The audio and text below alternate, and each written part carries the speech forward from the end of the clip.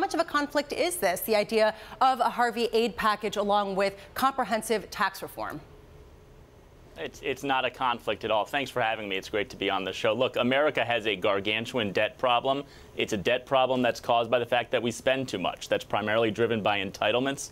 And everybody in Washington knows, whether they'll admit it or not, that we have to do something about it. That has nothing to do with our tax code, which is an outdated 30-year-old tax code. We have the highest corporate tax rate in the world. It keeps us from being competitive. It hurts American wages. And that's what the president, that's what Congress is talking about fixing.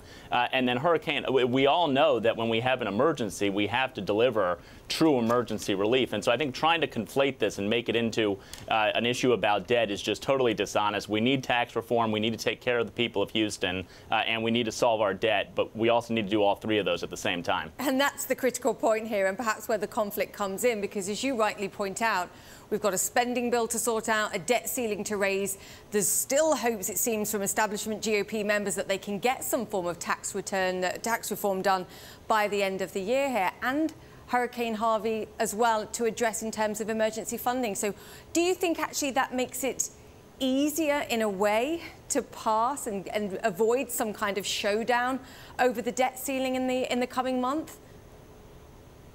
Well, I think, you know, we need to go back and recognize what the debt ceiling is. The debt ceiling is basically an alarm bell that America voluntarily imposed on itself. In 1913, Congress put it in and said, look, we're going to put an alarm bell in our fiscal house so that if there's a fire, we force ourselves to do something about it. And so, you know, a lot of people look at the debt ceiling as something that, you know, we need to be afraid of. We shouldn't do this brinksmanship on it. And, of course, we never want to not raise the debt limit. But the worst thing would be not dealing with the real issue in our country, that's entitlements. And the debt ceiling is just something that forces Congress, which never does anything without urgency, to get a sense of urgency about debt that is spiraling out of control.